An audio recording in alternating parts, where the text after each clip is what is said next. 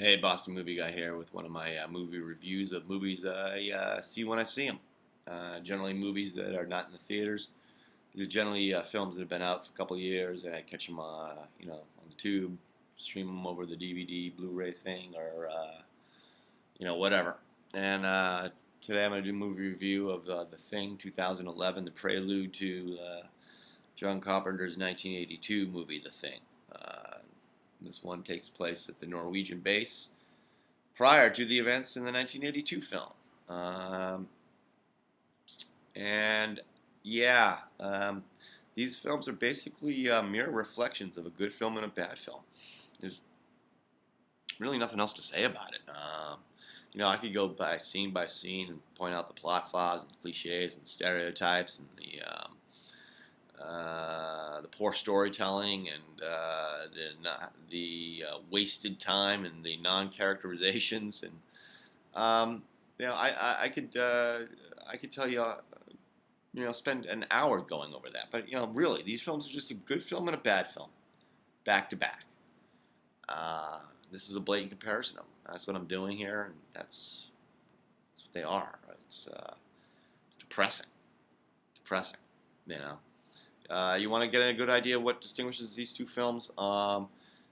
Think about right now. Just try and name. Try and think about these two films if you've seen both of them, and think about naming the characters from the 1982 version. I don't care when you saw it last. You could probably still name 5 or 6 characters. I can name them. Clark, MacReady, Childs, Knowles,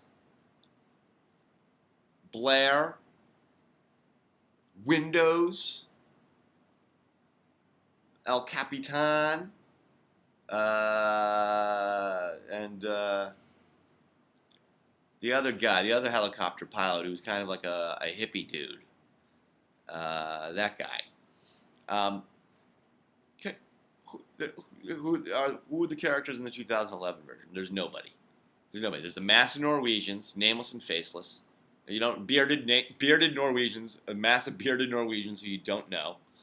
There is the American helicopter pilot who likes the Cavaliers. That's the extent of his characterization. There's the wild-eyed magic black man who knows things that he shouldn't. That's his characterization. And it's an embarrassing characterization. That's it. There's even the main chick. I cannot name her. The main miscast 25-year-old chick who's made the #1 paleontologist in the world to bring to this dig of world historical proportions. I mean, you don't remember her name. These two films are case studies in how. You know what? I'll bet as well. I'll bet you that the 2011 version cost more to make than cost way more to make than John Carpenter's movie did. Even in real dollars, with inflation adjusted and everything. And it's such an inferior, shitty fucking product. It really is. It's unbelievable how bad how bad this film is in comparison to its predecessor and to its namesake, to which it got its idea, to which it owes its existence from. It's obvious nobody who actually cared about or has any appreciation for what made the 1982 version such a good film had any involvement in the making of this film whatsoever. That the relationship between these two films is purely financial, and that is it. And it's sad. I don't know what that says about broader things, but it makes me think. It makes me think about the entire American film industry. Somebody's going to come along and write a thesis paper about these two films. A thesis paper.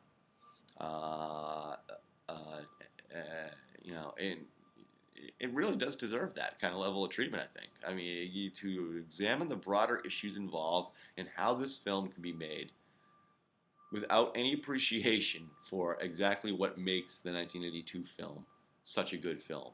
It's just amazing to me. I don't know what it says. It says something. That's my 2 cents. Boston Movie Guy, done.